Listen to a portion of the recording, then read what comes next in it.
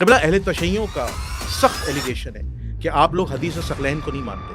اگر آپ حدیث ثقلین کو مانتے تو آپ مولا علی کی خلافت کو بھی مانتے, اور رسول اللہ کے جو اصحاب ہیں وہ حضرت ابو بکر کے بجائے حضرت علی رضی اللہ تعالیٰ خلیفہ بنا. تو کتاب اللہ اور سنت رسول کی پیروی, چاہے صحابہ کی پیروی ہو, چاہے اہل بیت کی پیروی ہو, چاہے سنت ہو, چاہے کتاب اللہ ہو, یہ سب پیرویاں الحمدللہ ہم سب مانتے ہیں. لیکن اس کا یہ مطلب نہیں ہے کہ جس کی پیروی کا حکم ہو اس کو ہم خلیفہ مان لیں. جس طرح مہاجر انصار کی پیروی کا ذکر ہے قرآن پاک میں, تو کیا سارے مہاجر سارے انصار خلیفہ بن جائیں گے؟ اس طرح نہیں ہے. خلافت کے لیے الگ معیار ہے, اور خلیفہ جس طرح آپ نے اشارہ دیا سیدنا علی کی خلافت آپ نے موضوع رکھا ہے, تو سیدنا علی رضی اللہ عنہ کی خلافت ہم چوتھے نمبر پہ مانتے ہیں, اور اسی طریقے سے مانتے ہیں, انہی صحابہ کے ذریعے سے مانتے ہیں جن صحابہ نے پہلے خلفاء کو خلیفہ بنایا. رہی بات عقلی طور پر بھی رسول اللہ صلی اللہ علیہ وآلہ وسلم نے جو حدیث بیان کی ہے کہ میں تمہارے درمیان قرآن اور اہل بیت چھوڑے جا رہا ہوں, تو یہاں سوال یہ پیدا ہوتا ہے کہ رسول اللہ صلی اللہ علیہ وآلہ وسلم کے فوراً بعد جب خلافت قائم ہوئی ہے تو اس میں آپ کو اہل بیت علیہ السلام نظر نہیں آئیں گے. حالانکہ قبلہ نے کہا کہ اللہ کے رسول نے ان کی پیروی کا کہا ہے, ان سے پوچھا تک نہیں گیا کہ یہ خلافت کا معاملہ کر رہے ہیں, اس میں آپ کی کیا رائے ہے. وہ بعد کی باتیں ہیں کہ پھر وہ جو دلیل دی جاتی ہے کہ بعد میں مان لیا تھا, وہ ایک جدا بحث ہے, اس پہ پھر الگ ایک جو ہے نا وہ وقت چاہیے. لیکن اہل بیت علیہ السلام کو اس معاملے سے بالکل دور رکھا گیا تھا. میں سیدہ فاطمہ الزہرا سلام اللہ علیہ سے پوچھا گیا, امام حسن حسین جنت کے جوانوں کے سردار ہیں, یہ الہی عہدہ ان کو عطا کیا تھا اللہ نے, اور وہ یہ نہیں دیکھا جائے گا کہ وہ بچے ہیں. جس کو اللہ عہدہ اپنا دیتا ہے وہ اس کے پاس علم بھی, کیونکہ حدیث ثقلین میں تو آپ نے واضح منع کر دیا کہ اللہ کے رسول نے کسی کو جانشین نہیں بنایا تھا, تو معیار خلافت بتا دیجیے. دیکھیں بات یہ ہے کہ خلافت کا معیار جو آپ پوچھ رہے ہیں وہ میں نے ابھی آپ کے سامنے روایت پڑھی تھی سیدنا علی رضی اللہ عنہ کی, مسند احمد کی. سیدنا علی واضح فرما رہے ہیں کہ آپ ہم لوگوں میں بڑھ کر خلافت کی حقدار ہیں, کیونکہ آپ کو نبی پاک صلی اللہ علیہ وسلم نے نماز کے لیے کھڑا کیا, ٹھیک ہے نا, وہ زندگی میں ہی کھڑا کیا. اچھا, خلافت کی دلیل نماز پڑھانا ہے, سیدنا علی لے رہے ہیں, ہم نہیں لے رہے, کوئی سنی نہیں لے رہا. سیدنا علی فرما رہے ہیں کہ اللہ کے نبی صلی اللہ علیہ وسلم نے اپنی زندگی میں ہی لوگوں کے لیے آپ کو امام بنایا تھا. یہ سیدنا علی فرما رہے ہیں, اہل سنت کے مطابق بات کر رہا ہوں نا میں, ٹھیک ہے. تو اہل سنت کے مطابق سیدنا علی بھی یہی مطلب لے رہے ہیں, ہم نہیں لے رہے. تو ہمیں الحمدللہ سیدنا علی کا فہم کافی ہے. واضح چیز رسول اللہ کی حدیث موجود ہے, ترکت فیکم مسکلن کتاب اللہ واہل بیت اطرتی, کے لوگوں کے درمیان وہ فرد موجود ہے جو رسول اللہ کا مقرب ترین بندہ ہے, جو سب سے بڑھ کر عالم ہے, جو سب سے بڑھ کر شجاع ہے, جو سب سے بڑھ کر حکیم و دانا ہے, جس کے لیے قرآن میں 1000 سے زیادہ فضیلت کی آیتیں اتری ہیں. اللہ رب العالمین جس کی شخصیت سے کمپیریزن کرتا ہے کہ هل یستوی هو ومن یامر بالعدل وهو علی صراط مستقیم, کیا ایسا اس کے برابر ہے جو تمہیں عدل قائم کرنے کا حکم دیتا ہے اور خود صراط مستقیم پر ہے, جس کے پاس مادہ ہدایت ہے, جس کے پاس مادہ عدل قائم کرنے کا ہے.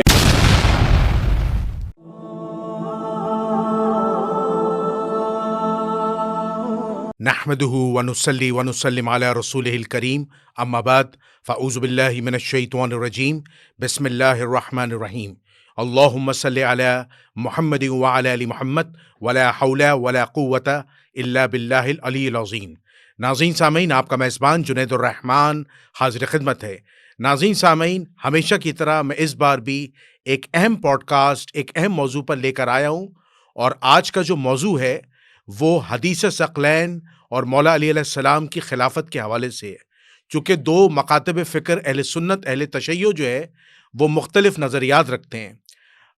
اہل سنت کا نظریہ یہ ہے کہ حدیث ثقلین سے مراد رسول اللہ نے اپنے بعد اہل بیت کے ساتھ حسن سلوک کا حکم دیا تھا کہ میرے بعد حسن سلوک کرنا, جبکہ تشیع یہ کہتے ہیں کہ حدیث ثقلین سے مراد مولا علی کی خلافت کا اعلان تھا اور صحابہ نے بیعت کی تھی, لیکن وہ بیعت بعد میں رسول اللہ کی آنکھ بند ہونے کے بعد ٹوٹ گئی تھی اور لوگوں نے حضرت ابو بکر صدیق رضی اللہ تعالیٰ عنہ کا انتخاب کر کے خلیفہ بنا دیا گیا. اب یہ دو ایکسٹریم نظریات ہیں, تو اس حوالے سے ہم نے جن شخصیات کو دعوت دی ہے وہ پاکستان کے نامور عالم دین ہیں اور ہمارے چینل کی ہمیشہ زینت بنتے آئے. میں تعارف کراتا چلوں. سب سے پہلے ہمارے سامنے جو مہمان بیٹھے ہیں وہ اہل سنت والجماعت سے تعلق رکھتے ہیں اور دیوبندی مسلک سے ان کا تعلق ہے. میں نام لیے بغیر نہیں رہوں گا, قبلہ مولانا علی معاویہ اعظم. السلام علیکم. وعلیکم السلام ورحمۃ اللہ. قبلہ خیریت سے؟ الحمدللہ. آپ سنا خیریت سے؟ الحمدللہ. ان کے برابر میں دوسری قداور شخصیت ہیں جن کا تعلق مکتبہ اہل تشیع سے ہیں. ہمیشہ ہماری پروگرام کی زینت بنتے آئے, ہمیشہ ہماری بات پر انہوں نے لبیک کا, اور ہمارے ساتھ ایک کال پر جو ہے آتے ہیں, تشریف لاتے ہیں ہماری خدمت میں. ہمارے ہر دل عزیز اور آپ کے ہر دل عزیز, چونکہ آپ لوگ ہی کہتے ہیں کہ آپ ان حضرت کو جو ہمیشہ پوڈ کاسٹ میں لایا کریں، کیونکہ ان کے جو قرآنی دلائل ہیں ان سے ہم بہت متاثر ہیں. تو میں نام لیے بغیر نہیں رہوں گا. قبلہ علامہ حافظ سجاد علی زہرائی صاحب، السلام علیکم. علیکم السلام ورحمۃ اللہ. قبلہ خیریت سے ہیں؟ الحمد للہ. آپ سنائیں کیسے ہیں؟ الحمدللہ. اچھا قبلہ، موضوع آپ دونوں کے سامنے ہے، تو سب سے پہلے میں مولانا علی معاویہ اعظم صاحب کے ساتھ شروع کرتا ہوں. پہلا سوال، قبلہ اہل تشیعوں کا سخت ایلیگیشن ہے کہ آپ لوگ حدیث ثقلین کو نہیں مانتے. اگر آپ حدیث ثقلین کو مانتے تو آپ مولا علی کی خلافت کو بھی مانتے، اور رسول اللہ کے جو اصحاب ہیں وہ حضرت ابو بکر کے بجائے حضرت علی رضی اللہ تعالیٰ کو خلیفہ بناتے. تو آپ مجھے یہ بتائیے، قرآن و سنت کی روشنی میں اللہ کے رسول نے حدیث ثقلین کے موقع پر کیا فرمایا تھا؟ بسم اللہ کیجیے گا. نحمدہ و نصلی علی رسول الکریم، اما بعد. جزاک اللہ جنید بھائی، آپ نے ایک نازک مسئلے پر ایک توجہ دلائی ہے اور مجھے اپنے خیالات کا اظہار کرنے کا موقع دیا ہے. اس کے لیے آپ کا سب سے پہلے بہت شکریہ. جزاک اللہ. حدیث ثقلین جو عمومی طور پر اس پہ کافی ڈیبیٹس بھی ہوئی ہیں آپ کے چینل پر بھی اور مختلف چینلز پر، یہ ہے کہ اللہ کے رسول صلی اللہ علیہ وسلم نے فرمایا کہ میں آپ میں دو بھاری چیزیں چھوڑے جا رہا ہوں. ٹھیک ہے، کتاب اللہ اور اہل بیت. ٹھیک ہے، اس پر مختلف علماء کے آراء ہیں، لیکن اس پر اگر ہم یہ مطلب لیں کہ اللہ تعالیٰ نے اس حدیث کے مطابق دو چیزوں کی پیروی کرنے کا حکم دیا ہے تو اس سے ہمیں کوئی اختلاف نہیں ہے. کتاب اللہ کی پیروی اور اہل بیت کی پیروی، اس میں کسی بھی سنی کو ذرے برابر بھی اختلاف نہیں ہوگا کہ اہل بیت کی پیروی کرنی چاہیے، ضرور کرنی چاہیے. دیکھیں اہل سنت میں اگر آپ دیکھیں قرآن اور احادیث کی روشنی میں دیکھیں کہ کس کی پیروی کرنی چاہیے، اللہ، اطیع اللہ و اطیع الرسول. اہل سنت کے نزدیک اصل پیرویاں دو ہیں، کتاب اللہ، اللہ کی پیروی، اور رسول اللہ کی پیروی. پھر باقی جو پیرویاں ہیں، مثلا اللہ تعالیٰ نے مہاجرین انصار کی پیروی کا ذکر فرمایا ہے. اللہ نے فرمایا کہ سابقون اولون، جو مہاجرین انصار ہیں اور آپ میں سے جنہوں نے ان کی اتباع کی، ان سے اللہ راضی، وہ اللہ ان سے راضی. تو یہاں اللہ تعالیٰ نے تیسری پیروی کا ذکر فرمایا، مہاجرین انصار کی پیروی کا. اس کے بعد چوتھی پیروی مومنین کا راستہ، واتبع سبیل من اناب الیہ. ٹھیک ہے، اور اس کے علاوہ پانچویں پیروی ماں باپ کی پیروی، کہ مختلف اللہ تعالیٰ نے جو ہے وہ پیروی کرنے کا ذکر فرمایا ہے شخصیات کا، جس طرح اہل بیت کی پیروی جو آپ نے ابھی حدیث ثقلین کا موضوع رکھا ہے. تو ان سب پیرویوں کا ذکر ہے، لیکن اصل ہے دو، جی، کتاب اللہ اور سنت رسول. ٹھیک. ان دو کی اگر پیروی کریں گے، ان کی مخالفت میں کسی کی پیروی بھی نہیں ہوگی، چاہے وہ صحابہ ہوں یا اہل بیت ہوں. ٹھیک ہے، ہم تو کہتے ہیں کہ بھئی صحابہ اور اہل بیت کی کوشش یہ رہی ہے کہ وہ کتاب اللہ اور سنت رسول کی ہی اتباع کریں، اور ان کی کوشش یہ رہی ہے. ہاں اجتہادی مسائل میں اختلاف ہو سکتے ہیں، لیکن وہ اس سے خارج ہے. تو کتاب اللہ اور سنت رسول کی پیروی، چاہے صحابہ کی پیروی ہو، چاہے اہل بیت کی پیروی ہو، چاہے سنت ہو، چاہے کتاب اللہ ہو، یہ سب پیرویاں الحمدللہ ہم سب مانتے ہیں.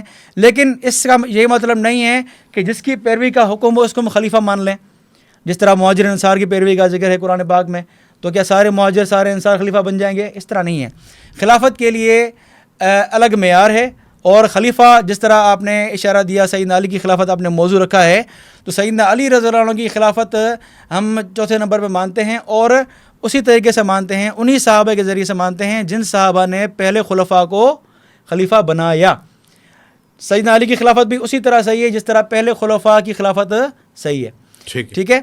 رہی بات حدیث ثقلین کا مطلب کیا ہے؟ حدیث ثقلین یہی ہے کہ اللہ کے رسول صلی اللہ علیہ وسلم فرمایا کہ دو بھاری چیزیں چھوڑے جا رہا ہوں میں، کتاب اللہ اور اہل بیت. اطرتی میرا جو ہے وہ اہل بیت. اب یہاں اہل بیت میں بھی پھر تفصیل ہے.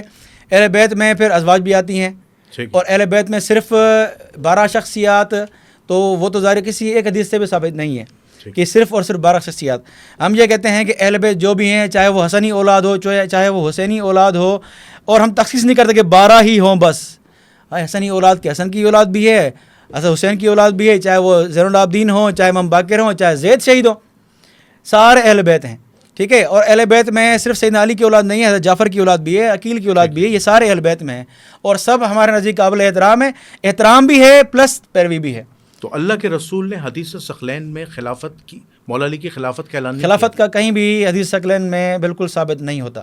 تو کیا فرمایا تھا؟ یہ کہ پیروی کرنے کا ذکر فرمایا ہے. جی بالکل ہے. اس میں کوئی پیروی کن معنوں میں؟ پیروی شریعت کے اعتبار سے جو شرعی مسائل ہیں، عقائد ہوں یا اعمال ہوں سب میں. اور ہمارا یہ عقیدہ ہے کہ اہل بیت کبھی بھی سنت رسول کی مخالفت نہیں کریں گے. جو اللہ کے نبی نے سکھایا صحابہ نے بھی وہی کیا, اہل بیت نے بھی وہی کیا. اسی لیے سنت کی پیروی ہو یا اہل بیت کی پیروی ہو, دونوں ایک ہی ہیں, ہم کسی میں فرق نہیں کرتے. ٹھیک ہے, سیدنا علی نے وہی تعلیمات دی ہیں جو اللہ کے رسول صلی اللہ علیہ وسلم کو سکھائی ہیں. صحابہ کرام نے وہی تعلیمات دی ہیں جو اللہ کے رسول نے ان کو سکھائی ہیں. اپنی طرف سے کسی نے گھڑ کے احادیث نہیں بیان کی ہیں. حضرت عمر کی مبارکباد دینا کہ آپ ہمارے مولا بن گئے, اس سے کیا مراد ہے؟ ایک تو سندن وہ روایت ضعیف ہے لیکن ہم مانتے ہیں, مان بھی لیں اس روایت کو, تو یہ مولا کی خوشخبری ہے. یعنی مولا یعنی ایک محبوب ہونا, کہ سیدنا علی رضی اللہ عنہ کی تخصیص فرما کے اللہ کے نبی نے محبوبت فرمائی ہے. حالانکہ محبوب ہے, ہاں, مولا علی یعنی آپ دیکھیں گے نا جانشین نہیں ہے. آپ آگے پڑھیں گے نا اللہم والمن والا ہو و آدمن آدھا ہو, یہ روایت اگر مکمل پڑھیں گے نا تو آپ کو مولا کا معنی سمجھ آ جائے گا کہ مولا کا معنی محبوب ہے. اور محبوب ظاہری بات ہے وہ ہوتا ہے. حسین علی کی محبت کیا ہے؟ علی کی محبت تو ایمان کا حصہ ہے. جس طرح مسلم کی روایت ہے کہ مومن کی پہچان اور منافق کی پہچان سیدنا علی سے محبت رکھنے میں ہے. تو الحمدللہ یہ ساری روایات کتب اہل سنت کی ہیں اور اہل سنت مانتے ہیں الحمدللہ ان روایت کو. اور سیدنا علی اور جو بھی اہل بیت ہیں, ہم تخصیص نہیں کرتے کہ 12, ہم اہل بیت یعنی سیدنا علی کی پوری اولاد, آل عقیل آل جعفر سارے اہل بیت ہیں ہمارے نزدیک. ٹھیک ہے, یہ آپ کے 5 منٹ ہو گئے. جی اچھا, قبلہ علامہ حافظ سجاد علی زہرائی صاحب, ان کا واضح نیریٹو آ گیا کہ حدیث ثقلین میں اللہ کے رسول نے صرف اہل بیت کی شرعی مسائل میں پیروی کا حکم دیا تھا, ان کی خلافت کا کوئی اعلان نہیں کیا تھا. دوسری انہوں نے دلیل دی کہ حضرت عمر نے جو مبارکباد دی تھی, جو تشیع روایت پیش کرتے ہیں, وہ مبارکباد اس معنوں میں دی تھی کہ اللہ کے رسول نے کہا تھا کہ علی ہمارے مولا بن گئے, یعنی محبوب بن گئے. تو کیا آپ ان کے دلائل کو مانتے ہیں, یا اس کا اگر کوئی علمی رد ہے تو پیش کیجیے. بسم اللہ کیجیے گا. بسم اللہ الرحمن الرحیم, الحمدللہ رب العالمین, والصلاة والسلام علی سید المرسلین وآلہ الطیبین الطاہرین المعصومین المظلومین. دیکھیں, موضوع جو ہے ہمارا حدیث ثقلین کا, بہت سی باتیں کہیں قبلہ نے اور اپنا عقیدہ واضح کیا. اول چیز یہ ہے کہ پہلے میں ابتداً سارے چیزوں کا جواب دیتا جاؤں. انہوں نے آیت پڑھی کہ السابقون الاولون من المہاجرین. اگر سابقون الاولون کی بات ہے تو اللہ رب العزت نے بھی سب سے پہلے یہ کہا کہ وانذر عشیرتک الاقربین, کہ سب سے پہلے یہ دعوت اپنے اقربا کو پہنچاؤ. تو اگر سابقون الاولون کی بات ہے تو اس میں بھی سب سے آگے اہل بیت علیہم السلام ہے. اور آیت کا جو مفہوم اور تشریح ہے جو مفسرین نے لکھی ہے کہ السابقون الاولون من المہاجرین والانصار والذین اتبعوہم, یعنی ان کی طرح جیسے یہ ایمان لائے ہیں, جو ان کے ایمان لانے میں اس طرح پیروی کرے گا, یہ اس کے لیے ہے. اگر ایسا ہوتا تو رسول اللہ اس آیت کی تشریح کرتے کہ اللہ نے تمہارے اوپر میرے صحابہ کی اتباع واجب کی ہے. حالانکہ خود صحابہ کو اللہ کے رسول صلی اللہ علیہ وآلہ وسلم نے فرمایا کہ ترکت فیکم الثقلین کتاب اللہ واہل بیت اطرتی ما ان تمسکتم بہما لن تضلوا بعدی. اگر تم ان سے متمسک رہو گے تو گمراہ نہیں ہوگے. یعنی اللہ کے رسول صحابہ کو اگر کوئی گمراہی سے بچنے کا درد دکھا رہے ہیں تو وہ اپنے اہل بیت علیہم السلام کا درد دکھا رہے ہیں, اور انہیں بتا رہے ہیں کہ اگر یہ چاہتے ہو, مہر لگائی ہے رسول اللہ نے کہ گمراہ نہ ہو, تو ان سے متمسک رہنا.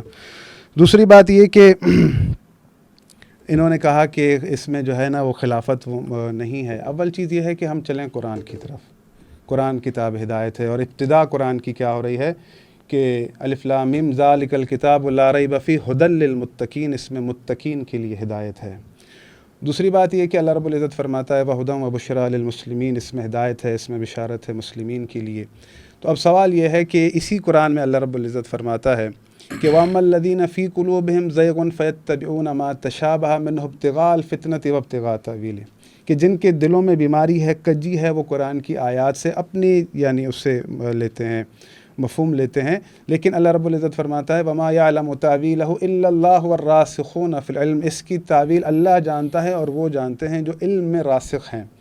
رہی بات عقلی طور پر بھی رسول اللہ صلی اللہ علیہ وآلہ وسلم نے جو حدیث بیان کی ہے کہ میں تمہارے درمیان قرآن اور اہل بیت چھوڑے جا رہا ہوں, تو یہاں سوال یہ پیدا ہوتا ہے کہ رسول اللہ صلی اللہ علیہ وآلہ وسلم کے فوراً بعد جب خلافت قائم ہوئی ہے تو اس میں آپ کو اہل بیت علیہم السلام نظر نہیں آئیں گے. حالانکہ قبلہ نے کہا کہ اللہ کے رسول نے ان کی پیروی کا کہا ہے, ان سے پوچھا تک نہیں گیا کہ یہ خلافت کا معاملہ کر رہے ہیں, اس میں آپ کی کیا رائے ہے. وہ بعد کی باتیں ہیں کہ پھر وہ جو دلیل دی جاتی ہے کہ بعد میں مان لیا تھا, وہ ایک جدا جدا بحث ہے، اس پہ پھر الگ ایک جو ہے نا وہ وقت چاہیے. لیکن اہل بیت علیہ السلام کو اس معاملے سے بالکل دور رکھا گیا تھا. نے سیدہ فاطمہ الزہرا سلام اللہ علیہ سے پوچھا گیا، امام حسن حسین جنت کے جوانوں کے سردار ہیں، یہ الہی عہدہ ان کو عطا کیا تھا اللہ نے، اور وہ یہ نہیں دیکھا جائے گا کہ وہ بچے ہیں. جس کو اللہ عہدہ اپنا دیتا ہے وہ اس کو پاس علم بھی ہوتا ہے، کیونکہ اللہ رب العزت کا فرمان ہے کہ یرفع اللہ الذین آمنوا منکم والذین اوتوا العلم درجات، اللہ اسے رفعت بخشے گا، بلند رکھے گا جس کو اللہ نے علم دے کر بھیجا ہے. تو بات یہ ہے کہ اللہ رب العزت نے جو کتاب ہدایت بھیجی ہے، اسی کتاب ہدایت کو اللہ کے رسول اپنے اہل بیت کے ساتھ ہم پلہ قرار دے رہے ہیں. اگر اس کا متن فقط ہدایت ہے، اس کا متن فقط ہمارے لیے کافی ہے، تو اس میں پھر اللہ یہ بھی کہتا ہے یضل بہ کثیرا ویہدی بہ کثیرا، اس کے پڑھنے سے کچھ گمراہ بھی ہو جاتے ہیں اور کچھ کو ہدایت بھی ملتی ہے. تو پھر اللہ کبھی بھی ادھوری ہدایت نہیں بھیجتا. اور اللہ رب العزت کا فرمان ہے انما انت منذر، اے محمد آپ بے شک بشارت دینے والے ہیں، وَلِكُلِّ قَوْمٍ ہاد، اور ہر قوم کے لیے ایک ہادی ہے. تو اللہ رب العزت ادھوری ہدایت نہیں بھیجتا. جہاں اس نے قرآن بھیجا ہے تو اس کے ہم پلہ ایسی شخصیتوں کو قرار دیا ہے جو گمراہی سے بچاتے ہیں، جن کو اللہ رب العالمین نے یہ مادہ بخشا ہے. میں اکثر اپنے پوڈ کاسٹ میں یہ باتیں دہراتا ہوں. یہ آیت ہے کہ وَمِمَّنْ خَلَقْنَا أُمَّةٌ يَهْدُونَ بِالْحَقِّ وَبِهِ يَعْدِلُونَ، کہ میری خلقت میں ایک گروہ ایسا ہے جو حق کی ہدایت کرتا ہے اور پورے عدل کے ساتھ فیصلے کرتا ہے. یعنی اگر ہم رسول اللہ کے بعد دیکھتے ہیں تو یہ مادہ حق کی ہدایت کرنا اور پورے عدل کے ساتھ فیصلہ کرنا، یعنی مقام قضاوت تک جو سب سے بڑھ کر تھے امیر المومنین علی علیہ الصلوۃ والسلام تھے. ہمارے پاس جو خلافت کا معیار ہے اس میں ڈیفرنٹ شرائط ہیں، ان کے پاس خلافت کا معیار ہے وہ ڈیفرنٹ شرائط ہے. ہمارے لیے مقدم سب سے یہ ہے کہ ہم یہ دیکھتے ہیں کہ سب سے بڑھ کر عالم کون ہے، سب سے بڑھ کر اشجع الناس کون ہے. وہ میزان جو اللہ رب العزت نے قرآن میں قرار دیا ہے اس مطابق کون ہے کہ اللہ نے جہاد کرنے والے کو فضیلت بخشی ہے. اللہ رب العزت کیونکہ اپنے پاس، میں نے پہلے بھی آپ کے سامنے آیت پڑھی تھی، جی آپ کا ٹائم ہو گیا، وجاہد فی سبیل اللہ لا یستوون عند اللہ، بہت سی آیات ہیں. دوسری بات آخر میں جو ایک چیز رہ نہ جائے جو قبلہ نے کہی، کہ حضرت عمر نے امیر المومنین علی علیہ الصلوۃ والسلام کو مبارکباد دی جب انہیں اور اس کو تسلیم کیا، تو بڑی خوشی ہوئی مجھے، چلو مان بھی لیا انہوں نے. تو جب مبارکباد تب دی جاتی ہے جب کسی کو کوئی عہدہ ملتا ہے. اگر اس کا فقط یہی مفہوم ہوتا کہ علی لوگوں کے دوست ہیں تو یہاں مبارکباد دینی نہیں بنتی تھی، کیونکہ رسول اللہ نے فرمایا تھا آج کے بعد تم مومن اور مومنات کے ولی ہو. تو مولا علی مومنات کے دوست نہیں بنے تھے، بلکہ یہ ایک حاکمیت کے طور پر تھا. اور رسول اللہ صلی اللہ علیہ وآلہ وسلم نے واضح طور پر فرمایا ہے، صحیح سند کے ساتھ احادیث موجود ہیں کہ رسول اللہ نے فرمایا یا علی انت خلیفتی فی اہلی وفی امتی، تم میرے بعد میرے خلیفہ ہو من بعدی. یعنی رسول اللہ کا یہ واضح فرمان موجود ہے. اور رسول اللہ صلی اللہ علیہ وآلہ وسلم سے مسیلمہ کذاب نے بھی خلافت کو طلب کیا تھا، اور رسول اللہ نے اس کے جواب میں یہ کہا تھا، بخاری کے اندر حدیث موجود ہے، قبلہ لیپ ٹاپ لے کر آئیں یقیناً دیکھ سکتے ہوں گے. تو رسول اللہ نے جواب دیا تھا کہ یہ امر اللہ کا امر ہے.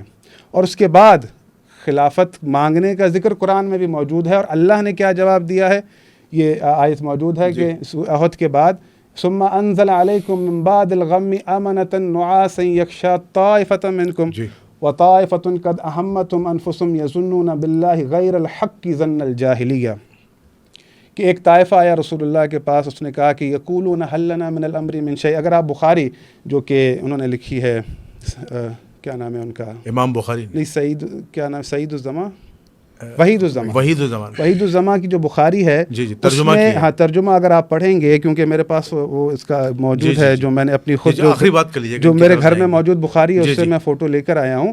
انہوں نے یہ ترجمہ لکھا ہے کہ مسلمہ نے امر مانگا تو رسول اللہ نے کہا کہ یہ اللہ جو چاہے گا اسے ملے گا. پھر یہی آیت میں آپ کو دکھا سکتا ہوں کہ اللہ رب العزت کہہ رہا ہے کہ یقولون هل لنا من الامر من شیء، آپ سے امر طلب کرتے ہیں تو ان سے کہہ دو قل ان الامر کلہ للہ، کہ سارا کا سارا امر اللہ کا ہے. ٹھیک ہے، کہ یعنی اللہ جسے چاہے گا یہ الہی عہدہ ہے اپنا خلیفہ قرار دے گا. اور اللہ نے وعدہ کیا ہے، آیت استخلاف میں آیت موجود ہے، میں دوسرے ٹرن میں انشاءاللہ ضرور آپ کو سناؤں گا. جی مولانا علی معاویہ صاحب، ان کے کافی اعتراضات سامنے آ گئے. انہوں نے یہ بات کہی کہ دیکھیں حضرت عمر کا جو انہوں نے کہا کہ حضرت عمر نے مبارکباد اس لیے دی تھی کیونکہ حضرت علی کو رسول اللہ سے منصب ملا تھا. اچھا، اب میں آپ کے سامنے کریٹیکل کویشچن کرنے جا رہا ہوں تاکہ یہ چیز کلیئر ہو. دیکھیں، اگر آپ بات کرتے ہیں کہ رسول اللہ نے صرف یہ کہا تھا کہ اہل بیت کی پیروی کرنا حدیث ثقلین کے موقع پر، تو ہم یہ دیکھتے ہیں کہ اہل سنت میں مسند احمد بن حنبل میں ایک روایت بھی ہے 11395 جس میں لفظ خلیفتین آیا ہے کہ میں تمہارے درمیان 2 خلیفہ چھوڑے جا رہا ہوں، ایک قرآن و اہل بیت. اور اس خلیفے کا ہاتھ اٹھا کر رسول اللہ نے کہا کہ من کنت مولاؤ فہذا علی مولا. اور آپ کو پتہ ہے اس حدیث کے جو راوی ہیں وہ زید ابن ارقم رضی اللہ تعالیٰ عنہ ہے. اب آپ اس خلیفتی سے کیا مراد لیں گے؟ کیونکہ تشیع اس سے بھی باقاعدہ طور پر استدلال کرتے ہیں. اب تو دیکھیں آپ کو خلیفہ سے مسئلہ تھا نا، اب تو لفظ خلیفہ آ گیا. اب یا رسول اللہ نے اس خلیفہ سے کیا مراد لیا تھا؟ دیکھیں سب سے پہلی بات تو یہ ہے کہ سیدنا علی کو اللہ کے نبی صلی اللہ علیہ وسلم نے جو بھی آپ دلائل پیش کر رہے ہیں، جی ہم یہ کہتے ہیں کہ کیا سیدنا علی نے یہ مقصد سمجھا ان باتوں سے، من کنت مولا سے یا ثقلین والی روایت سے؟ تو آئیں ذرا، یہ آپ کے سامنے بخاری اور مسند احمد کی روایت ہے. جی یہ میں پڑھتا ہوں، اور یہ علی شرط بخاری اور مسلم ہے. اچھا سند ٹھیک ہے، بالکل سند ہے، صحیح ہے، بخاری کی روایت ہے. جی نمبر پیش کر دیجیے. ہاں، مسند احمد کی روایت ہے 2374 جی اور جز الرابع ہے، ٹھیک ہے، صفحہ نمبر ہے 205-206. جی اس میں عباس رضی اللہ عنہ اللہ کے نبی صلی اللہ علیہ وسلم کی آخری وقت کی بات کر رہے ہیں. سیدنا علی کو فرما رہے ہیں کہ جاؤ اللہ کے نبی سے لکھوا لو اس امر کے بارے میں، خلافت کے بارے میں. جی فَلَنَسْأَلَنَّهُ فِي مَنْ هَذَا الْأَمْرِ، کہ آپ کے بعد یہ کس کا معاملہ ہوگا خلافت کا. تو فَإِنْ كَانَ فِينَا عَلِمْنَا ذَلِكَ، اگر ہمارا حق ہوگا تو ہم جان لیں گے. جی وَإِنْ كَانَ فِي غَيْرِنَا كَلَّمْنَاهُ، اگر کسی اور کا حق ہوگا ہمارے علاوہ تو ہم بات کر لیں گے نبی صلی اللہ علیہ وسلم سے. فَأَوْصَىٰ بِنَا، تو ہماری وصیت کر دیں گے. فَقَالَ عَلِيٌّ، تو سیدنا علی نے کیا فرمایا؟ وَاللَّهِ لَئِنْ سَأَلْنَاهَا رَسُولَ اللَّهِ فَمَنَعْنَاهَا، اگر ہم نے اللہ کے نبی سے اس خلافت کے بارے میں سوال کر لیا، اللہ کے نبی نے منع کر لیا ہمیں، لا یؤتینہ الناس ابدا، تو ہمیں لوگ کبھی بھی خلافت نہیں دیں گے. اچھا، یہ علی شرط بخاری مسلم میں روایت ہے، اور بخاری میں بھی یہ الفاظ ہیں. جی فواللہ لا اسأل ابدا، میں کبھی بھی پوچھوں گا نہیں اللہ کے نبی صلی اللہ علیہ وسلم سے. یعنی حضرت علی نے اللہ کے رسول سے خلافت نہیں مانگی اور نہ ہی کسی حدیث سے سمجھیے من کنت مولا سے یا ثقلین سے. حضرت علی نے دعویٰ بھی نہیں کیا. دیکھیں اگر ہوتا تو یہ کیوں بات پوچھتے؟ عباس کیوں فرماتے کہ آئے پوچھتے ہیں ان سے؟ ٹھیک ہے، عباس نے پوچھنے. اچھا، جو میرا سوال ہے کہ خلیفتی لفظ آئے اس سے کیا؟ دیکھیں خلیفہ کا لفظ ہے پیچھے آنے والے، کتاب اللہ اور خلیفتین من بعدی. چلو اگر خلیفہ کا مطلب یہ لیں کہ اہل بیت مراد ہیں، تو اہل بیت سے کون مراد ہیں؟ عباس مراد ہیں، جعفر مراد ہیں، سیدنا علی مراد، اتنے اشخاص ہیں. اہل بیت میں ازواج مطہرات مراد ہیں. کس سے مراد کون لیں گے آپ؟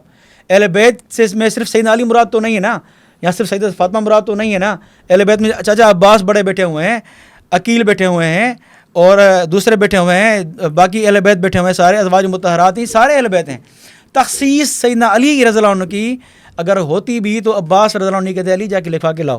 یہ مرض وفات کی بات ہے، آخر دنوں کی بات ہے. ٹھیک ہے، تو قطعی دلیل واضح بات آ گئی تو کہ خلافت نہ من کنت مولا سے ثابت ہے اور نہ ہی حدیث ثقلین سے ثابت ہے. یہ فہم علی اور عباس آ گیا رضی اللہ عنہما. آئے حضرت نے یہ کہا کہ بھائی کہ سیدنا علی ساتھ نہیں تھے ان خلفاء کے، ابو بکر رضی اللہ عنہ کی خلافت کی. یہ آپ حاکم کی روایت کھول کے دکھاؤں میں. حاکم کی روایت ہے، میں نے پچھلی بار پڑھی تھی روایت شاید یہ. بہرحال تو اس میں حاکم صفحہ نمبر 70 ہے اور جلد نمبر 3 ہے. ٹھیک ہے، جب خلافت کا مسئلہ ہوا اسی دن کی بات ہے جب خلافت سیدنا علی ابو بکر صدیق کی ہو رہی تھی، تو علی اور زبیر نہیں تھے. تو دونوں کو بلایا گیا. قال علی رضی اللہ، ابو بکر صدیق پوچھا علی کیا مسئلہ ہے؟ قال علی رضی اللہ عنہ و زبیر، دونوں نے فرمایا ما غضبنا الا لان قد اخرنا عن مشورت، مشورے سے پیچھے رکھا گیا کیونکہ ثقیفہ کا کوئی پری پلان نہیں تھا. وہ اچانک جمع ہو گئے انصار، تو ابو بکر صدیق وہاں پہنچ گئے.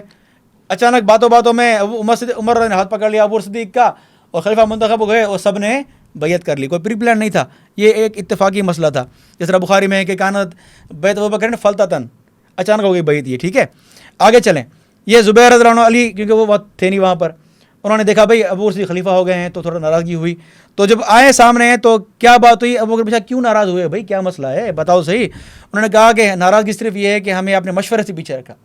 یہ نہیں کہ ہم خلافت کا حق سمجھتے ہیں، یہ بخاری پیش کرتے ہیں نا کہ ہم حق دیکھتے ہیں. وہ حق کیا تھا؟ یہ مشورہ حق تھا.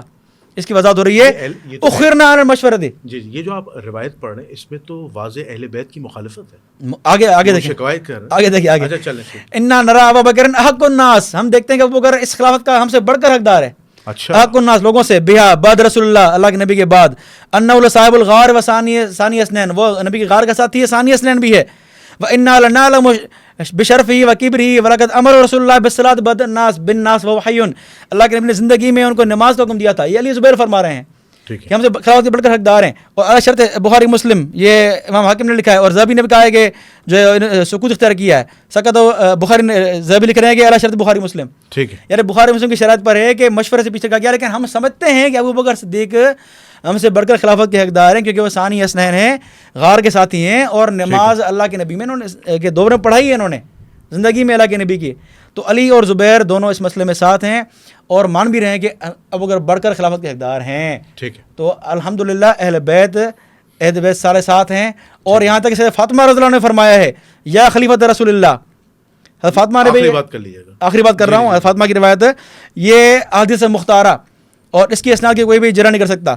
احادیث مختارہ اور اس کے سند کو بھی اسناد صحیح لکھا ہے. اچھا ٹھیک کس ہے, نے کہا ہے؟ یہ موقق نے احادیث مختارہ والے نے بھی کہا ہے, اور اس کا موقق ہے ضیاء الدین عبداللہ. ٹھیک ہے. ابو عبداللہ. جی جی. ٹھیک ہے جی, یہ ضیاء الدین اس کا نام ہے کتاب لکھنے والے کا. جی جی. حضرت فاطمہ نے فرمایا قال ارسلت فاطمہ ابی بکر بعد وفات رسول اللہ فقالت ما لک یا خلیفۃ رسول اللہ. حضرت فاطمہ کیا فرما رہی ہیں, اے خلیفہ رسول کیا مسئلہ ہے؟ میراث کی بات جب ہو رہی ہے فدق والی, تو اس میں یا خلیفہ رسول اللہ کے الفاظ ہیں کہ اے اللہ کے رسول کے خلیفے. تو فاطمہ رضی اللہ عنہ بھی ابو بکر صدیق کو خلیفۃ رسول اللہ فرما رہی ہیں, سندن صحیح ہے. ٹھیک ہے. اچھا, اب آپ کے سامنے مختلف دلائل اور چیزیں انہوں نے پیش کی ہیں کہ انہوں نے کہا کہ اہل بیت بھی حضرت ابو بکر کو خلیفہ مانتے تھے. پھر انہوں نے کہا کہ حضرت علی نے رسول اللہ سے خلافت نہیں مانگی, انہیں خدشہ تھا کہ اگر رسول اللہ نے منع کر دیا تو یہ امت خلیفہ نہیں بنائے گی. ٹھیک ہے. اب اس میں آخری بات انہوں نے یہ بات واضح کر دی ہے کہ حضرت علی رضی اللہ تعالیٰ عنہ نے, مولا علی علیہ السلام نے خود دعویٰ بھی نہیں کیا کہ میں خلیفہ ہوں. اب یہ سارے انہوں نے آپ کو جوابات دے دیے ہیں, تو آپ اگر ان کے جوابات کے جو یا اعتراضات کہہ لیجئے ان کا آپ مفصل جواب دیجیے. جی دیکھیں, سب سے پہلی چیز یہ ہے کہ امیر المومنین علی علیہ الصلوۃ والسلام کی وصیت رسول اللہ صلی اللہ علیہ وآلہ وسلم نے کی تھی, تو وہ بڑے مطمئن تھے, انہیں اس بات کی کوئی ٹینشن نہیں تھی, اسی لیے وہ رسول اللہ کے ساتھ تھے, ان کے یعنی تدفین اور اس میں تمام معاملات میں مصروف تھے. جی, یہ بات سمجھنی چاہیے مسلمانوں کو کہ اتنا بڑا مہم مسئلہ یہ رسول اللہ صلی اللہ علیہ وآلہ وسلم کے لیے کہنا کہ رسول اللہ نے کسی کی وصیت نہیں کی اور وہ لوگوں پر چھوڑ گئے, لوگ جس سے چاہیں اپنا خلیفہ بنا لیں, تو یہ در حقیقت اللہ اور اس کے رسول پر ایک بہتان ہے. ٹھیک ہے. حالانکہ اللہ رب العزت فرماتا ہے کہ حتی اذا حضر احدکم الموت ان ترک خیرا الوصیۃ للوالدین والاقربین, یعنی ہر حقا علی المتقین, اللہ کہہ رہا ہے کہ یہ متقیوں پر اللہ کا حق ہے کہ وہ اپنی وصیت کریں. تو رسول اللہ جو کہ دین کے وارث ہیں آدم سے لے کر عیسیٰ تک, وہ اپنے دین کی وصیت نہ کریں, یہ کیسے ممکن ہے؟ اول چیز یہ جو ابتدا میں نے کہی کہ قرآن اور قرآن کا ساتھ, اس کی بات کی میں نے, مجھے اس کا جواب نہیں مل سکا. دوسری بات یہ کہ یہ جو رسول اللہ کی بات ہے کہ رسول اللہ نے مولا علی کو اپنا خلیفہ بنایا ہے, یہ ہم نے نیا شروع نہیں کیا. یہ اس زمانے میں بھی لوگ اصحاب, ان کا بھی یہ عقیدہ تھا, ان کے ذہنوں میں بھی یہ سوال تھے کہ اللہ کے رسول نے تو مولا علی کی وصیت کی ہے. یہ بخاری کی حدیث ہے, کتاب الوصایا, اور اس میں ہے, میں راویوں کے نام نہیں پڑھتا کیونکہ اس پہ تو جرح ہی نہیں ہے. دوسری بات یہ کہ بخاری کا نمبر کیا ہے؟ اس میں یہ بخاری کا نمبر اس میں جو لکھا ہے, مسلم میں بھی ہے یہ بات, یہ نسائی میں بھی ہے, ابن ماجہ میں بھی ہے, تینوں ہیں, یہ میرے پاس موجود ہے, یعنی اس کا نکلا ہوا ہے کہ ان ابراہیم ان الاسود قال ذکروا عند عائشہ ان علی کان وصیہ, کہ کہتا ہے ان الاسود سے ہے کہ حضرت عائشہ کے سامنے اس بات کو کہا گیا کہ ان علی کان وصیًا, کہ علی رسول اللہ صلی اللہ علیہ وآلہ وسلم کے وصی ہیں. فقالت متى اوصى الیہ, تو انہوں نے کہا کہ انہوں نے ان کی کب وصیت کی. وقد كنت مسندۃ الی صدری, اور میں ان کو اپنے سینے سے لگائی ہوئی تھی یا اپنی جھولی میں سلائی ہوئی تھی کہ مجھے پتہ ہی نہ چلا کہ ان کی وفات ہو گئی. تو یہ جو ہے یہاں پر لفظ لوگ لکھا ہوا ہے. اب یہ اصحاب کو لوگ کہا گیا, یہاں پر ترجمے میں مجھے بات سمجھ میں نہیں آئی. تو جو لوگ نہیں تھے وہ ظاہر اصحاب ہی تھے جنہوں نے حضرت عائشہ کے سامنے اس بات کا ذکر کیا کہ ان علی کان وصیًا, تو انہوں نے انکار کیا. وہ ایک الگ بحث ہے کہ جب آخری زمانہ تھا رسول اللہ کی وفات کا, اگر اس وقت نہیں کہا تھا تو کیا اس سے پہلے نہیں کہا؟ اور دوسری بات یہ کہ یہ جو کانسیپٹ ہے کہ رسول اللہ نے وصیت کی تھی اس زمانے سے چلتا آ رہا ہے، اور امیر المومنین کو پتہ تھا. انہوں نے جو بھی احادیث پیش کی ہیں اپنی کتاب سے پیش کی ہیں جو کہ ہمارے لیے حجت نہیں ہے، اور جو انہوں نے حدیث پیش کی کہ ہم رسول اللہ سے اس وقت لکھوا لیں، لکھواتے کیوں لکھواتے جب رسول اللہ نے واضح فرما دیا تھا کہ میں تمہارے درمیان قرآن اور اہل بیت چھوڑے جا رہا ہوں، اور ان کی وصیت کی تھی اگر تم ان سے متمسک رہو گے. تو یہ فقط اس لیے نہیں تھا کہ تم انہیں چھوڑ کر، ان کی پیروی کو چھوڑ کر یزید کو خلیفہ بناؤ یا آل مروان کو خلیفہ بناؤ. ایسا یہ اسلام نہیں ہے.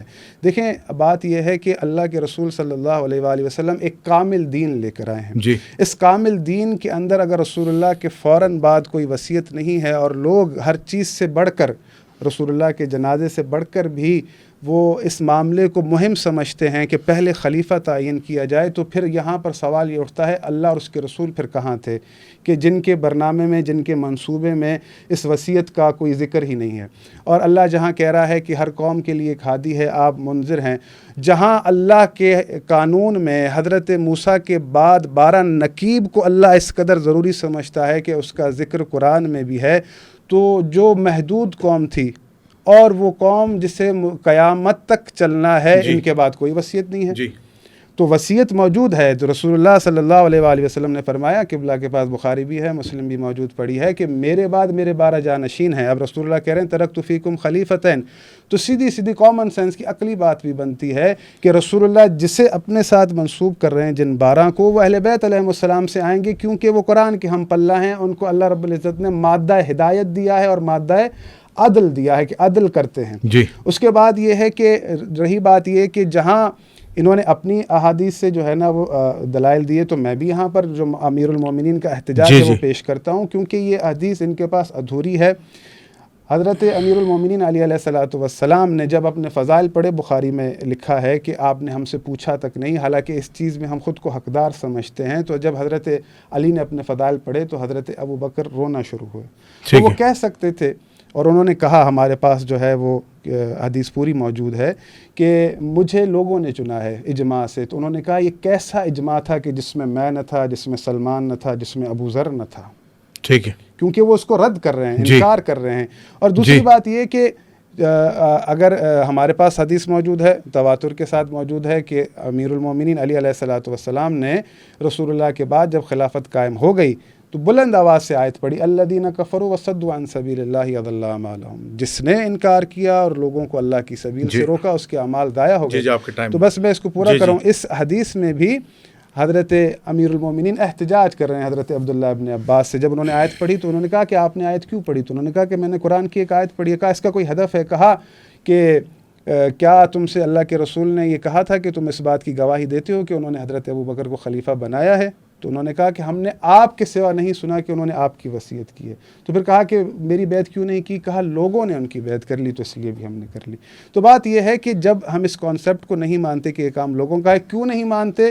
کیونکہ اللہ رب العزت خلافت کو قرار دینے والا ہے. جعل خلافت اللہ سے ہے، من امر اللہ ہے. میں نے آیت پڑھ کر پیش کر دیا تھا آپ کے سامنے کہ مسلمہ نے بھی مانگی تھی تو اللہ کے رسول نے وہی جواب دیا. اگر ہوتا تو وہ کہتے کہ بھئی یہ لوگوں کا معاملہ ہے، جسے چاہیں بنا لے. اس کے بعد اللہ رب العزت آئے استخلاف میں فرماتا ہے، وعد اللہ الذین آمنوا منکم وعملوا الصالحات لا یستخلفنہم فی الارض کما استخلف الذین من قبلہم، کہ اللہ تم مومنوں سے یہ وعدہ کرتا ہے کہ تمہیں زمین پر اپنا خلیفہ قرار دے. وعد اللہ الذین آمنوا منکم، عمل صالح شرط ہے. تو اس کے بعد جو ہے وہ میں تمہیں زمین پر خلیفہ قرار دوں، تو جیسے پہلے قرار دیا تھا تو اللہ نے جو پہلے خلیفہ قرار دیے ہیں انہیں کسی اجماع سے قرار نہیں دیا، نہ ملائکہ کی مشورت سے قرار دیا، خود قرار دیا ہے. اور مومنین سے بھی اللہ کہہ رہا میں قرار دوں گا. کما کی یعنی اللہ رب العزت نے قید لگا دی کہ جیسے میں نے پہلے خلیفہ قرار دیے تھے.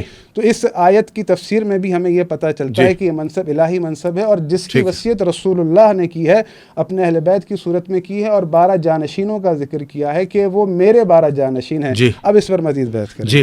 اچھا، مولانا علی معاویہ صاحب، حافظ سجاد علی زہرائی صاحب نے واضح کہہ دیا کہ وصیت رسول خدا تھی جس پہ عمل نہیں کیا، اور لوگوں نے حضرت علی کو چھوڑ کر حضرت ابو بکر صدیق رضی اللہ تعالیٰ کو خلیفہ بنایا گیا. اچھا، آپ مجھے یہ بتائیے، میرا آپ سے ایک بڑا اہم سوال ہے کہ اہل سنت کیا معیار خلافت کیا ہے؟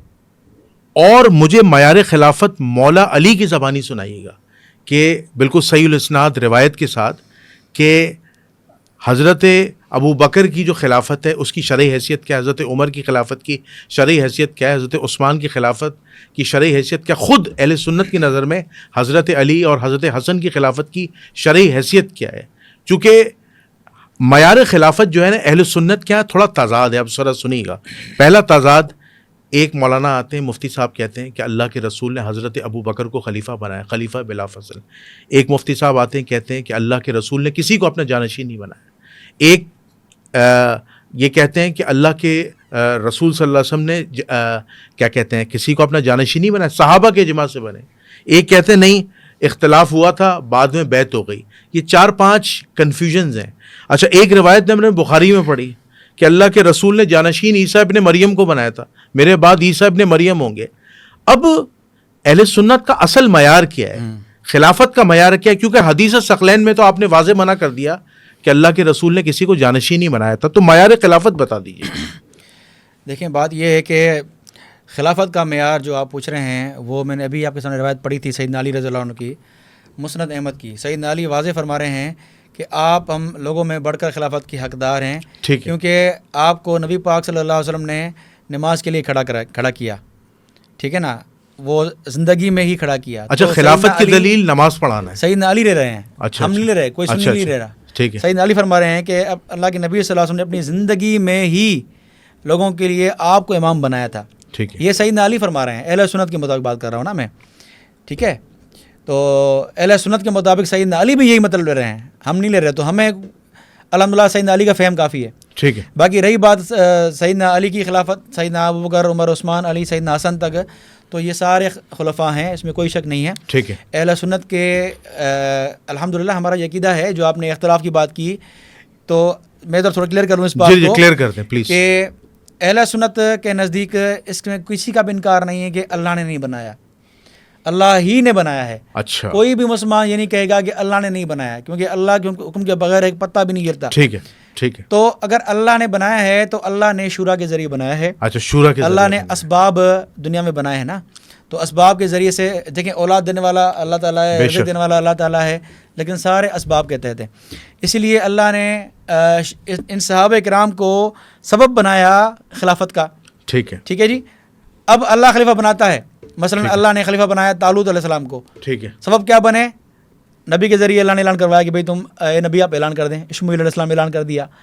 تو اسی طرح اللہ تعالیٰ نے یہاں بھی اسباب کے ذریعے سے اللہ کے نبی صلی اللہ علیہ وسلم نے اشارتاً، ابھی یہ لوگ کہتے ہیں نا کہ خلیفہ بنایا ہے، تو اللہ کے نبی صلی اللہ علیہ وسلم نے اشارتاً نماز کا حکم دے کر یہ اشارتاً بتا دیا ہے. اور کس حدیث میں ہے کہ بھئی میرے بعد ابو بکر اور عمر کی پیروی کرنا. تو اس پر بھی علماء نے سمجھ لیا کہ بھئی ایک بوڑھی آئی، اس نے کہا کہ آپ نہیں ہو تو میں کس کے پاس آؤں؟ تو اللہ کے نبی نے فرمایا کہ ابو صدیق کے پاس آنا. ٹھیک ہے. یعنی یہ اشارات ہیں. اسی لیے کچھ علماء نے سمجھ لیا کہ خلیفہ مقرر کیا ہے اللہ کے نبی صلی اللہ علیہ وسلم نے، اور کچھ علماء نے کہا کہ نہیں، یہ اشارہ واضح نہیں ہے کہ بھئی خلیفہ کے نام سے ہو کہ میرے بعد خلیفہ ابو بکر صدیق ہے، اس طرح الفاظ نہیں ہے. اشارات ہیں. اشارات کے اعتبار سے آپ کہہ سکتے ہیں کہ اللہ کے نبی نے اشارات کے ذریعے سے خلافت جو ہے وہ اچھا خلافت کا معیار آپ نے شورا کا ہے، یعنی صحابہ کرام اہل حل و عقد جو صحابہ کرام ہوتے ہیں، معتبر صحابہ کرام، جس طرح سیدنا ابو صدیق کو جو ہے وہ سارے صحابہ نے بنایا، پھر سیدنا عمر کو خود ابو صدیق نے بنایا جو خلیفہ ہیں. اچھا یہ اصول بدل گیا نا؟ نہیں، پہلے شورا نے بنایا حضرت ابو بکر کو، پھر حضرت ابو بکر نے اپنا ذاتی اجتہاد کیا، پھر حضرت عمر کو بنایا. دیکھیں یہ اہل سنت کے میں اصول، یہ معیار بدل نہیں رہا. نہیں، اصل میں اصول اہل سنت کے یہ ہے بھائی ایک شورا ہے جی، اور ابو صدیق مشورہ لیا. اچھا مشورہ لیا. ٹھیک ہے. یہ نہیں کہ بھائی اپنی طرف سے لکھ دیا. ٹھیک ہے. مشورہ لیا تھا. دوسری بات سیدنا عمر رضی اللہ عنہ نے پھر 6 رکنی کمیٹی. ٹھیک ہے. ٹھیک ہے. پھر اس پہ بھی مشورہ ہوا ہے. ہاں اس پر بھی سیدنا عمر مشورہ کیا تھا. اور پھر سیدنا علی پر تو جو ہے وہ لوگوں نے جو ہے وہ اہل مدینہ نے انہوں نے بیعت کر لی تو لوگوں نے تسلیم کر لیا. اچھا وہاں پہ مشورہ ہوا تھا. وہاں پر تو جو روایت موجود ہیں اس میں یہ ہے کہ سیدنا علی رضی اللہ عنہ کو انہوں نے خلیفہ بنایا، جو پہلے جو بغاوت میں کرنے آئے تھے انہوں نے سیدنا علی کو چن لیا، تو باقی صحابہ نے بھی چن لیا، کیونکہ علی سے بڑھ کر اور کون ہو سکتا ہے. اچھا آپ کہہ رہے ہیں کہ باغیوں نے خلیفہ بنایا؟ شروع میں تو یہ کیا نا انہوں نے. اچھا پھر صحابہ نے مان لیا سب نے. اچھا صحابہ نے اختلاف، یعنی باغی بھی شامل تھے اس میں. ہاں وہ جو سیدنا عثمان کے خلاف لڑنے آئے تھے وہ تو باغی تھے نا. اچھا سیدنا خلیفہ وقت کے باغی تھے، تو انہوں نے سیدنا علی کو خلیفہ بنایا تو سارے تسلیم کر لیا، کیونکہ علی سے بڑھ کر اس دور میں کوئی تھا ہی نہیں. تو سیدنا علی کو خلیفہ انہوں نے مان لیا. تو یہ سارے جو ہے وہ صحابہ کرام کے ذریعے سے. اور ایک اعتراض یہ بھی ہوتا ہے کہ بھائی سیدنا معاویہ نے یزید کو کیوں بنایا. مجھے حیرت ہوتی ہے کہ بھائی ایک طرف آپ کہہ رہے ہیں علی کے بعد اس کا بیٹا حسن ہے, حسن کے بعد اس کا بیٹا زین العابدین ہے, اس کا بیٹا اس کا بیٹا اس کا بیٹا, یہاں بیٹے چل رہے ہیں, کوئی اعتراض نہیں ہے, لیکن یہاں اعتراض ہوتا ہے. یہ کیوں اعتراض ہوتا ہے بھائی؟ اگر آپ یہ کہتے ہیں کہ یہ طریقہ اللہ کا ہے, اللہ نے طریقہ بتایا کہ علی کے بعد علی کا بیٹا, حسین کے حسین کا بیٹا ہے, سارے بیٹے اللہ کا طریقہ ہے, تو پھر اعتراض کیوں کر رہے ہیں یزید پر؟ آپ تعریف نہیں کر رہے یزید کی. میں یزید کو میں برا خلیفہ مانتا ہوں, ٹھیک ہے, خلیفہ مانتا ہوں, برا مانتا ہوں, اس کی تعریف نہیں کرتا, لیکن یہ کم سے کم اعتراض ہوتا ہے حضرت معاویہ رضی اللہ عنہ پر, یہ اعتراض جائز نہیں ہے. ایک آپ کا وقت ختم ہوا سر, جی بسم اللہ کیجیے گا. انہوں نے کہا بھائی اللہ شورا جو ہے وہ خلیفہ بناتی ہے, ٹھیک ہے, خلافت جو ہے وہ رسول اللہ کے بعد منصوص من اللہ نہیں ہے, ٹھیک ہے. حدیث ثقلین کا بھی مطلب انہوں نے بتا دی, اور انہوں نے یہ بڑا ایک واضح پوائنٹ اٹھائے کہ حضرت ابو بکر کی خلافت نہیں مشورہ ہوا, حضرت عمر کی بھی ہوا ہے, حضرت عثمان کی بھی ہوا ہے, حضرت علی کا انہوں نے ایک پوائنٹ اٹھایا کہ اس میں باغی بھی شامل تھے. پھر انہوں نے ایک بات کی کہ بھائی یہ آپ کیا اعتراض اٹھاتے ہیں یزید پر, تشیع جو ہے کہ یزید کو آپ لوگ مانتے ہیں خلیفہ, وہ کہہ رہے ہیں برے خلیفہ ہے وہ تو, لیکن جب حضرت علی نے حضرت حسن کو خلیفہ بنایا, ٹھیک ہے, اور اس کے بعد ان کی اولادوں کا منصوصیت چلتی ہے, تو پھر بھائی ابھی آپ حضرت معاویہ پر آپ اعتراض کیوں اٹھاتے ہیں کہ انہوں نے یزید کو اٹھایا؟ بسم اللہ کیجیے. بہت اچھی بات انہوں نے اٹھائی, اچھا ہوا, میں تو خوش ہوا اس سوال اٹھانے سے. بات یہ ہے کہ اول چیز یہ ہے کہ خلافت کی دلیل کی بات کی انہوں نے کہ بھائی وہ یعنی نماز ہے اول چیز. تو پہلی بات یہ ہے کہ یہ بات ان کی بات ہے, یہ ان کا اپنا عقیدہ ہے. نہ نماز کو حضرت ابو بکر نے اپنی خلافت کی دلیل بنایا, نہ حضرت عمر نے بنایا, بلکہ سقیفہ میں بخاری میں الفاظ موجود ہیں, حضرت ابو بکر نے کہا کہ تم عمر کو خلیفہ بنا لو. جی تو انہوں نے کہا کہ نہیں, آپ کے سوا کوئی نہیں ہو سکتا. دوسری بات یہ کہ انصار صحابہ جو ہیں, انصار صحابہ نے کہا کہ ایک خلیفہ تم میں سے, ایک خلیفہ ہم میں سے, تو کیا انہیں یہ بات سمجھ میں نہیں آئی تھی؟ دوسری بات یہ کہ مولا علی جو انہوں نے حدیث سنائی کہ وہ نماز پہ آگے کیا تھا اس لیے خلیفہ ہیں, تو بات یہ ہے کہ جب وہ رسول اللہ کی اس بات کو سمجھ گئے تھے تو پھر وہ 6 مہینے پھر آپ کے بقول انتظار کیوں کر رہے تھے؟ کیا وہ رسول اللہ کی بات کی مخالفت کر رہے تھے؟ دوسری بات یہ کہ جس خلافت کو انہوں نے کہا کہ اللہ کی طرف سے ہے, اس کو حضرت عمر فلتہ کہہ رہے ہیں, اور کہہ رہے ہیں کہ قانون ایک ہی ہے, حالانکہ قانون ایک نہیں ہے. خلافت میں قانون چینج ہوتے رہے ہیں, کیونکہ جب وصیت کو چھوڑ دیا جائے تو پھر ایسا ہی ہوتا ہے. دوسری بات یہ کہ جس سے آپ کہہ رہے ہیں کہ حضرت علی نے کہا ہے کہ اللہ نے خلیفہ بنایا ہے, تو اللہ کے خلیفہ پہ بنائے پہ خود پہلے اعتراض کرنے والے حضرت علی خود ہیں کہ آپ یعنی جس پر اللہ راضی تھا. اور دوسری بات یہ کہ انہوں نے کہا کہ اللہ سبب کے ذریعے سے چنتا ہے. پہلے انہوں نے سبب حضرت یعنی جو بنی اسرائیل کے نبی تھے, نام میرے ذہن میں نہیں ہیں, ان کا بھی نام لیا, صحابہ کا بھی نام لیا. تو سبب رسول اللہ سے بڑھ کر بہتر کون ہو سکتا تھا کہ اللہ نے اپنے رسول کا انتخاب نہیں کیا خلافت کا سبب بننے کے لیے, اور صحابہ کا انتخاب کیا. اول چیز اس چیز کو سمجھیں کہ جہاں وہ شخصیت کہ وہ جس کے اوپر قرآن نازل ہوا ہے وہ رحمت للعالمین بن کر آئے ہیں, ان کے لیے اللہ کہتا ہے, سورہ ابراہیم کی پہلی آیت ہے, کتابا انزلنا الیک لتخرج الناس من الظلمات الی النور. اللہ کے رسول اس لیے دنیا میں آئے ہیں کہ وہ لوگوں کو ظلمات سے نکال کر نور میں داخل کریں, تو یہ ذمہ داری ان کی ہے, تو اللہ سبب ان کو بنائے گا. اب یہ اللہ کی سنت ہے, اللہ بدلتا نہیں ہے.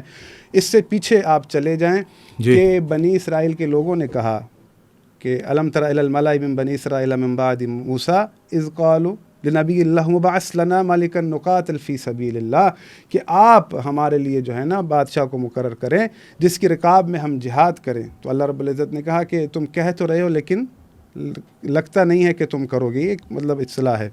اس کے بعد پھر حضرت جو نبی تھے, مجھے نام ذہن میں نہیں ہے, انہوں نے فرمایا اشمعیل, انہوں نے کہا کہ ان اللہ قد بعث علیکم طالوتا, اللہ نے جو ہے طالوت کو نبی بنایا. تو ان پر اعتراض ہوا, تو اللہ رب العزت نے فرمایا کہ اس کو اس لیے بنایا ہے کہ وزادہ بسطۃ فی العلم والجسم, اس کے خلیفہ, اس کے بادشاہ بننے کا جو معیار تھا اللہ کی طرف سے جو اس کو الہی عہدہ ملا, اس کا معیار اللہ رب العالمین نے یہ بتایا کہ اس کے پاس علم بھی تھا اور اس کے پاس شجاعت بھی تھی, اس لیے اللہ نے اسے چنا. لوگوں نے اعتراض کیا لیکن بنے خلیفہ وہی بادشاہ بنے. بس 2 منٹ رہتے ہیں. دوسری بات یہ کہ صحابہ نے جو انہوں نے کہا کہ وہ جو خاتون کے لیے کہا کہ بھئی وہ آئے تو اس کے اشارہ واضح چیز رسول اللہ کی حدیث موجود ہے، ایک ترکت فیکم الثقلین کتاب اللہ و اہل بیت اطرتی کے لوگوں کے درمیان وہ فرد موجود ہے جو رسول اللہ کا مقرب ترین بندہ ہے، جو سب سے بڑھ کر عالم ہے، جو سب سے بڑھ کر شجاع ہے، جو سب سے بڑھ کر حکیم و دانا ہے، جس کے لیے قرآن میں 1000 سے زیادہ فضیلت کی آیتیں اتری ہیں۔ اللہ رب العالمین جس کی شخصیت سے کمپیریزن کرتا ہے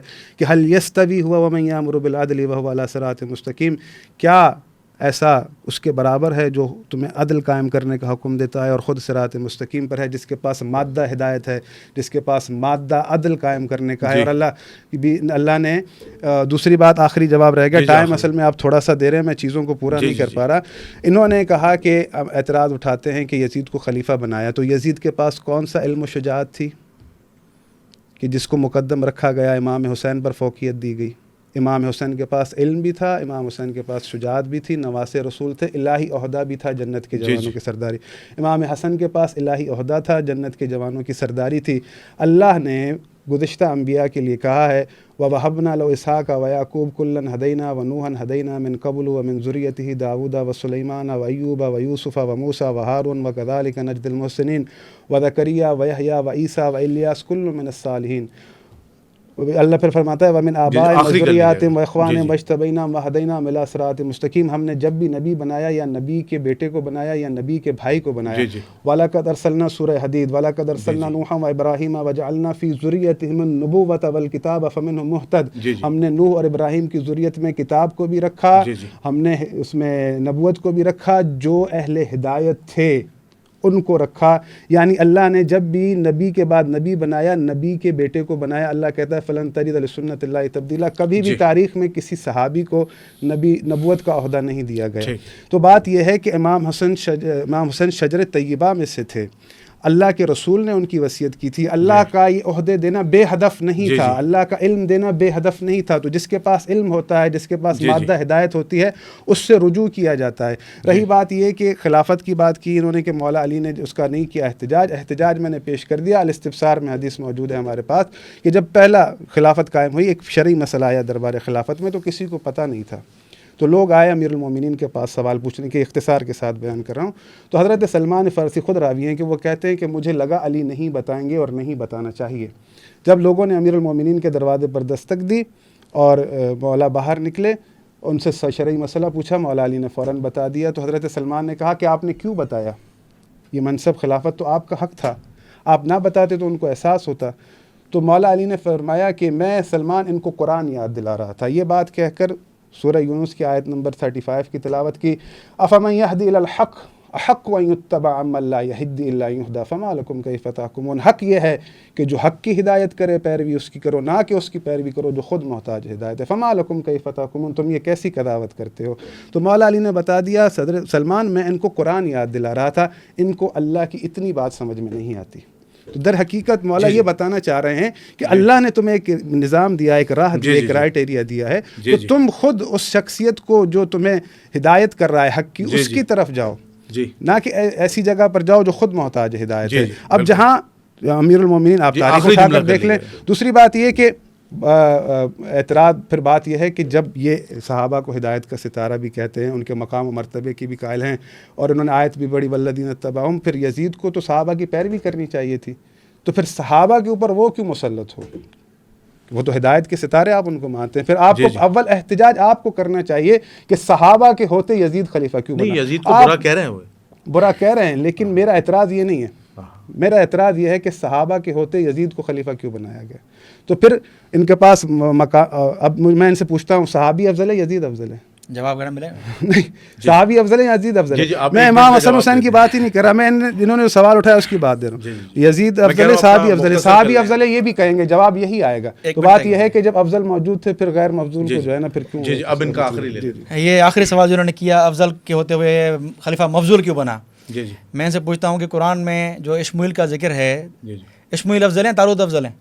اشمعیل نبی ہیں، طالوت اس کے صحابی ہیں، خلیفہ کون بن رہے ہیں؟ طالوت، جو غیر افضل ہیں۔ اشمعیل نبی افضل ہیں، خلیفہ کون بن رہے ہیں؟ طالوت بن رہے ہیں۔ تو افضل مفضول کا یہاں قرآن نے اصول کو ہی توڑ دیا ہے، اس اصول کو کہ جو افضل وہ خلیفہ بنے، جو مفضول وہ نہ بنے۔ طالوت تو افضل نہیں ہے، طالوت اشمعیل افضل ہے نبی، وہ کیوں خلیفہ بنے؟ ٹھیک. بس یہ جواب کافی میرا. بس میں ختم کرتا ہوں کہ میں معذرت چاہتا ہوں. جی تو میں اس سوال بہت کا شکر جواب اگر مجھے اگر دیں قبلہ وہ کہ حضرت طالوت جو ہے نا، کیونکہ ان کی وصیت اللہ کی طرف سے ہوئی ہے، جس کے پاس علم زیادہ ہوتا ہے وہ افضل ہوتا ہے، تو طالوت زیادہ افضل ہے کیونکہ چلیں ٹھیک ہے. بہت یہ شکریہ. معیار یہاں پر قرار نہیں پائے گا کیونکہ یہ معیار غلط معیار ہے. چلیں بہت شکریہ بہت شکریہ. میں بہت شکر گزار ہوں دونوں حضرات کا. بڑی علمی بحث ہوئی اور بڑے اچھے اور احسن انداز میں ہوئی. بڑی خوشی ہوئی دونوں مہمانوں نے شرکت کی اور بڑے علمی اور اصولی انداز میں بات کی. تو میں اس پوڈ کاسٹ کو اس دعا کے ساتھ اینڈ کرتا ہوں کہ اللہ تعالی ہمیں نبی کریم صلی اللہ علیہ وآلہ وسلم، ان کے برحق صحابہ اور اہل البیت کی سنتوں کو زندہ کرنے والا بنائے. کل قیامت کے دن حضور علیہ الصلاۃ والسلام کے ہاتھوں سے حوض کوثر سے پانی نصیب فرمائے اور بغیر حساب کتاب کے جنت الفردوس میں داخلہ نصیب فرمائے. آپ کا میزبان جنید الرحمن، قبلہ مولانا علی معاویہ اعظم صاحب کو اور قبلہ علامہ حافظ سجاد علی زہرائی صاحب کو اجازت دیجیے. انشاءاللہ اسی طرح کی انفارمیٹیو پوڈ کاسٹ لے کر دوبارہ آپ کی خدمت میں حاضر ہوتے رہیں گے. اس وقت تک کے لیے السلام علیکم ورحمۃ اللہ وبرکاتہ.